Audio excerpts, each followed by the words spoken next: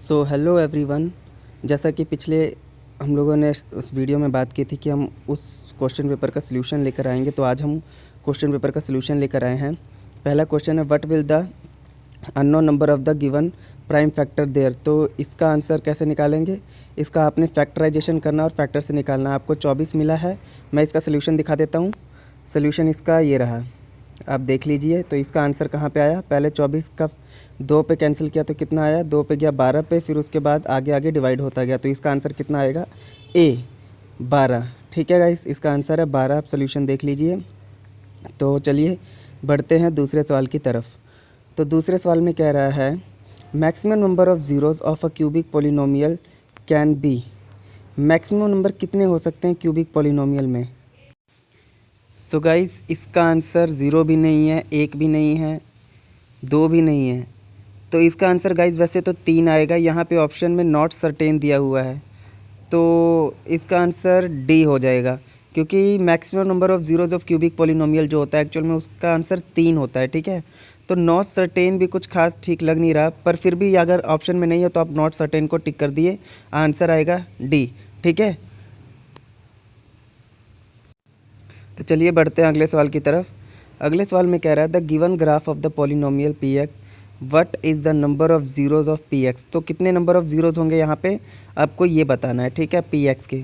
तो गाइज़ आपको करना कुछ नहीं है, जितने भी आपको ये डायग्राम मिली है इस पे आप देखिए कि एक्स एक्सिस को कितनी लाइन कट कर रही हैं। एक्स एक्सिस पे 1 2 3 4 बारी कट हो रहा है, तो इसका मतलब इसका आंसर जाएगा 4।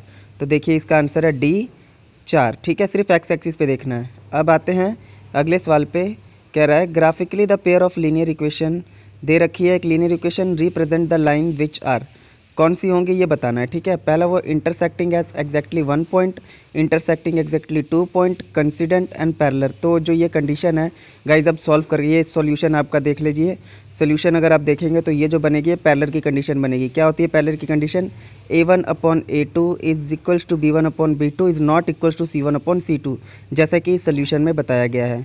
तो इसका आंसर आ जाएगा डी, पैरेलल सोल्यूशन या नो सोल्यूशन जिसको हम बोल देते हैं। ठीक है, तो आइए बढ़ते हैं अगले सवाल की तरफ। अगले सवाल में कह रहा है, if a equation a1x plus of b2y plus of c is equals to 0, और दूसरी इक्वेशन भी दे रखी है, कंडीशन दिया है कि a1/a2 equals to b1/b2 not equals to c1/c2। तो क्या होगा, अभी पिछले सोल्यूशन में ही करके हटे हैं। ये किसकी कंडीशन होती है, ये कंडीशन होती है जो नो सोल्यूशन की कंडीशन होती है, या जिसको हम बोल देते हैं पैरेलल लाइंस, जो कि आपस में कहीं मीट नहीं करती और उनका आंसर कोई भी नहीं आता। ठीक है, तो इसका आंसर क्या आ जाएगा, पैरेलल लाइंस। तो आंसर है सी, या तो नो सोल्यूशन भी मिल सकता है आपको, या तो पैरेलल लाइंस भी। तो इसका आंसर जाएगा नो सोल्यूशन या पैरेलल लाइंस, आंसर है सी।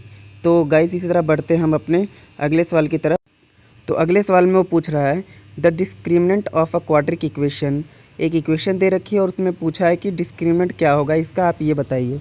तो आपको डिस्क्रिमिनेंट का फॉर्मूला पता होगा guys, d is equals to B square minus of 4ac। ठीक है, तो आप डिस्क्रिमिनेंट का फॉर्मूला लगाइए, और बी ए आपका 2 है, बी -6 और सी 5 है। यहाँ पे फॉर्मूला अप्लाई कीजिए और इसे सॉल्व कर दीजिए। क्या है formula, d is equals to B square minus of 4ac। तो 36 माइनस ऑफ 4ac जब करेंगे तो क्या आ जाएगा अपना 4, 36 4ac 40, मतलब आ जाएगा माइनस ऑफ 4। तो आंसर आ जाएगा सी। ठीक है, तो आंसर है सी। तो अगले सवाल की तरफ बढ़ते हैं। ये क्या है, AP सीरीज़ एक दे रखी है 2 4 6 8, द नेक्स्ट टर्म इज़। तो AP सीरीज़ में आपको D निकालने का फॉर्मूला पता होगा, या D से आप अगली टर्म कैसे निकालें ये आपको पता होगा। क्या होता है, A इज इक्वल्स टू किसके, A1 is equals to A plus of क्या, जैसे आप निकालते हो A अगला टर्म होता है तो D आप ऐड कर देते हो बार बार। ठीक है, तो क्या होगा, A2 निकालना होता है तो आपको लिख देते हो A1 प्लस D, है ना। तो डिस्टेंस कितना है यहाँ पे 4 - 2 इज इक्वल्स टू 2। तो इसका मतलब 2 और ऐड कर दीजिए 8 में, तो कितना आ जाएगा, 8 में 2 और ऐड करेंगे आप तो आ जाएगा 10। तो इसका मतलब इसका आंसर कितना आ जाएगा, B इज इक्वल्स टू 10। तो बढ़ते हैं अगले सवाल की तरफ। क्या कह रहा है, what will the coordinate of the point situated on the Y axis. कह रहा है कि वाई एक्सिस पे कोई कोऑर्डिनेट है, वो पॉइंट कहाँ सिचुएट, वो उसके पॉइंट क्या हो सकते हैं ये बताना है। तो देखिए गाइस, अगर वाई एक्सिस पे कोई कोऑर्डिनेट है तो जाहिर सी बात है वहाँ एक्स एक्सिस तो लाई कर नहीं रही, तो इसका मतलब एक्स एक्सिस पे तो कोई पॉइंट नहीं है। तो इसका मतलब एक्स क्या हो जाएगा वहाँ पे अपना 0 हो जाएगा एक्स एक्सिस। तो वाई एक्सिस की कुछ सर्टेन वैल्यू होगी लेकिन एक्स एक्सिस की नहीं होगी। देखिए वहाँ पे एक्स एक्सिस की कोई वैल्यू कहाँ पे नहीं है, तो यहाँ पे बी कंडीशन में मिला है एक्स ज़ीरो और वाई ए, तो इसका मतलब ये सही हो जाएगा, एक्स ज़ीरो होगा वहाँ पे और बी ए है, तो आंसर आएगा बी। ठीक है, तो बी इसका आंसर है। तो बढ़ते हैं अगले सवाल की तरफ। 1 minus of sine square A is equals to. So guys आपको एक फॉर्मूला पता होगा ये कि sine square theta plus of cos square theta is equals to 1 के इक्वल होता है। तो आपने करना कुछ नहीं है, आपने साइन स्क्वायर थीटा को उधर ले जाना है, तो cos square theta is equals to sine square किसके बराबर बन जाएगा, cos square theta is equals to 1 minus of sine square theta. तो 1 minus of sine square theta आप किसके बराबर आ गया, ये आ जाता है आपका कॉस स्क्वायर थीटा, जहाँ है वहाँ उन्होंने ए लिखा है तो आपने लिख देना है ए, कॉस स्क्वायर ए के इक्वल होता है। ठीक है गाइस, तो इसका आंसर आपका आ जाएगा ए। इसी तरह हम बढ़ते हैं अगले सवाल की तरफ। अगले सवाल में बोल रहा है in the given triangle A B C the value of cos A will B.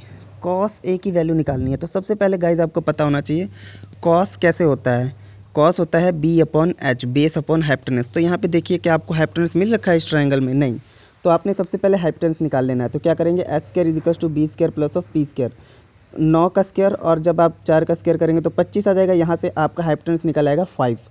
तो बी अपॉन एच कर दीजिए, अब बी कितना है 3, एच कितना आ गया 5, तो 3/5 इसका आंसर आ जाएगा। तो आंसर आएगा डी, 3/5 में डी ऑप्शन। ठीक है, तो ये आपका आंसर होगा। तो बढ़ते हैं अगले सवाल की तरफ। अगले सवाल में कह रहा है the surface area of the sphere with the radius R. तो आपको सरफेस एरिया का फॉर्मूला तो पता ही होगा, जिसका रेडियस आर मिला होता है, सरफेस एरिया। ठीक है, तो ये आपको पता ही होगा क्या है, 4πr²। स्फीयर का सरफेस एरिया का फॉर्मूला होता है 4πr² या 4πr²।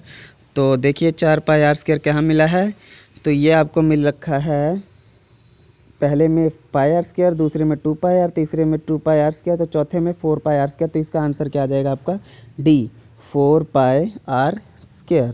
तो बढ़ते हैं अगले सवाल की तरफ। क्या कह रहा है वो, in the figure the segment A B is called. देखिए ए बी कहाँ है, एक इन्होंने गोला दे रखा है, उसके साथ कोई लाइन टच करके जा रही है। तो आपको पता होगा सर्कल के साथ कोई भी जब लाइन टच करके जाती है, ठीक है, तो उसको हम क्या बोलते हैं। उन्होंने पूछा है कि जो ए बी लाइन है वो उसको हम क्या बोलेंगे। तो आपको पता है कोई भी लाइन सेगमेंट अगर किसी गोले को टच करके जाती है तो उसको हम टेंजेंट बोलते हैं। ठीक है, तो टेंजेंट बोला जाता है। ठीक है, तो इसका आंसर क्या आएगा आपका गाइस, इसका आंसर सीधा ही आपका ए आ जाएगा, टेंजेंट। कोई भी लाइन टच करके जाती है किसी सर्कल को तो उसको टेंजेंट बोला जाता है।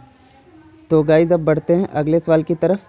देखिए क्या हो गया, which of the following of the sides of the triangle right angle triangle. अब यहाँ पे राइट एंगल ट्राइंगल का एक दे रखा है और उन्होंने कुछ तीन सी वैल्यूज़ दे रखी हैं। तो आपको पता लगाना है कि कौन सी राइट एंगल ट्राइंगल्स की वैल्यू होंगी। ठीक है, तो राइट एंगल ट्राइंगल का सबसे पहले तो फॉर्मूला पता होगा आपको कि जब क्या होता है, उसका एक कंडीशन होता है कि H square is equals to जो होता है वो P square plus of B square के इक्वल होता है। तो आप ऐसा कीजिए, दो के स्क्वायर अगर किसी एक तीसरे के बराबर आ रहे हैं तो वो उसका राइट एंगल ट्राइंगल का होगा।